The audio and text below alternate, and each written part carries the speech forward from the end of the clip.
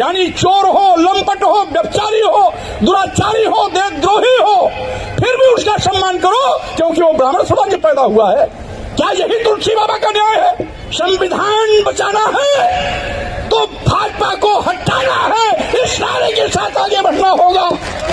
आज देश को बचाना है, देश को बचाना है तो भाजपा को हटाना है, संविधान को बचाना है।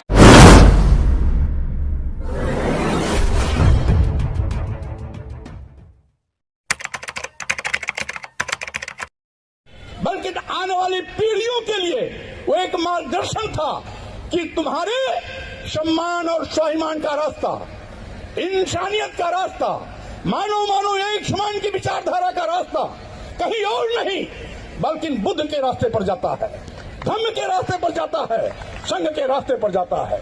इसलिए साथियों मैं कहना चाहता हूं, आज आजादी मिलने के बाद, यहां तक कि संप्रभु भारत राष्ट्र बनने के बाद और गणतांत्रिक भारत का संविधान लागू होने के बाद भी जातिवाद हमारे बड़े से बड़े नेताओं, महापुरुषों को अपमानित करने में रंच मात्र भी संकोच नहीं करती। आपको याद होगा, बाबू जगजीवन राम जी अपने समय के चोटी के नेता थे। देश के उप प्रधानमंत्री के रूप में बनारस में संपूर्णानंद मूर्ति का अनावरण करने गए। उनके हटने के बाद वहां के पंडितों ने उस मूर्ति को गंगा जल से धोया। क्यों? इसलिए कि बाबू जगजीवन राम जी दलित समाज में पैदा हुए थे। अभी कुछ महीने पहले हमारे देश के प्रथम नागरिक राष्ट्रपति के रूप में महामहिम रामनाथ कोविंद जी राष्ट्रपति रहते राजस्थान के पुष्कर ब्रह्मा मंदिर में दर्शन करने के लिए से गए थे। वहां के पंडितों ने उनको मंदिर के अंदर नहीं जाने दिया। जबकि राष्ट्रपति अपने अधिकार का अगर उपयोग करते तो सारे मंदिर के पंडा पुजारियों को जेल भेज सकते थे, लेकिन उन्होंने अपनी मर्यादा का ध्यान रखते हुए वहां से वापस आना उचित समझा, वापस आ गए। देश का सर्वोच्च पद राष्ट्र सुशोभित करने वाला व्यक्ति भी इसलिए अपमानित होता है क्योंकि वो दलित समाज में पैदा होता है।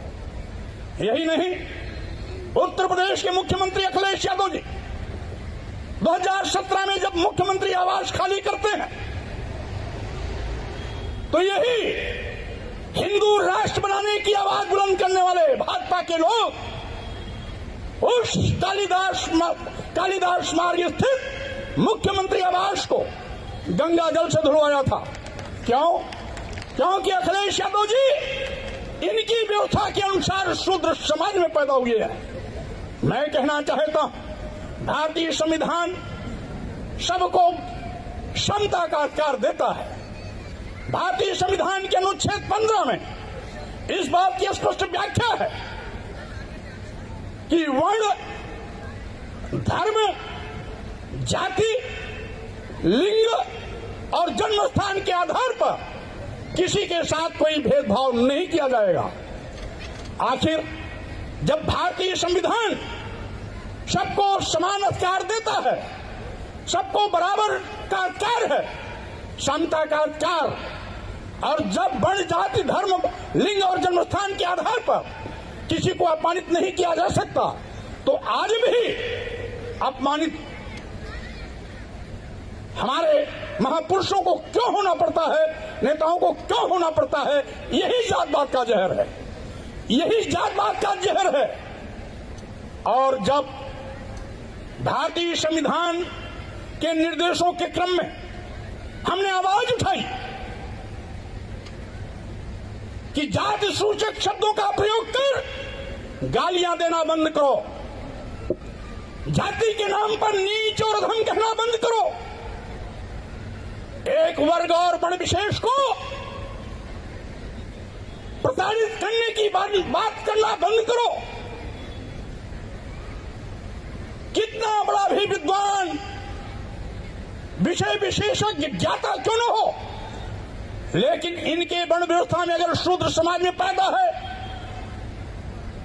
तो उसको सम्मान मत दो, और अगर इनके तथाकथित उस वर्ण व्यवस्था के पहले भाईदान अगर ब्राह्मण व्यवस्था में पैदा हुआ तो कितना भी शील गुणहीन क्यों न हो, यानी चोर हो, लंपट हो, व्यभिचारी हो, दुराचारी हो, देशद्रोही हो, फिर भी उसका सम्मान करो क्योंकि वो ब्राह्मण समाज में पैदा हुआ है। क्या यही तुलसी बाबा का न्याय है? मैं कहना चाहता हूं, इसीलिए मैंने कहा गाली देना धर्म का हिस्सा नहीं है। किसी भी धर्म का मकसद किसी को अपमानित करना नहीं है। तो मैं कहना चाहता हूं साथियों, आज देश मनुस्मृति से चलेगा या भारतीय संविधान से चलेगा? हिंदू राष्ट्र का नारा लगाने वाले, संविधान की कसम खाने वाले माननीय प्रधानमंत्री जी और आपकी पार्टी के मुख्यमंत्रियों से मैं पूछना चाहता हूं, संविधान की कसम खा करके संवैधानिक उत्तरदायित्व का निर्वहन करने वाले लोग संविधान की मंशा के विपरीत आचरण कैसे कर सकते हैं? आज इसका मतलब प्रधानमंत्री और मुख्यमंत्रीगण जब खुद संविधान विरोधी हैं तो इस संविधान की रक्षा क्या करेंगे? इसलिए ऐसे धोखेबाज जो हिंदू कह करके वोट तो बटोरते हैं लेकिन सम्मान देने के लिए किनारा कसते हैं, नित्य प्रति अपमानित करने की बात करते हैं, संविधान द्वारा दिया गया आरक्षण को अजगर की तरह निगल रहे हैं। आज अनुसूचित जात, अनुसूचित जनजात और पिछड़ों के आरक्षण पर डकैती डाल रहे हैं, भारतीय संविधान की मान्यताओं को तोड़ रहे हैं। भारतीय संविधान जिन सरकारी संस्थानों में सरकारी नौकरियां देने की बात करती है उन सरकारी विभागों को अपने चहेते उद्योगपतियों के हाथों बेच रहे हैं। इसलिए आइए हम संकल्प लें कि आज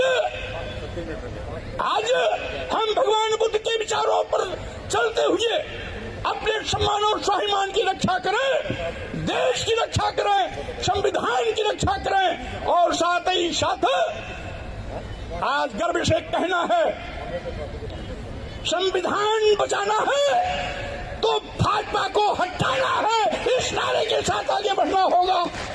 आज देश को बचाना है, देश को बचाना है तो भाजपा को हटाना है, संविधान को बचाना है तो भाजपा को हटाना है। इन्हीं शब्दों के साथ मैं आप सबको बहुत बहुत धन्यवाद देते हुए अपनी बात पर विराम देता हूँ। जय भीम, जय भारत, नमो बुद्धाय।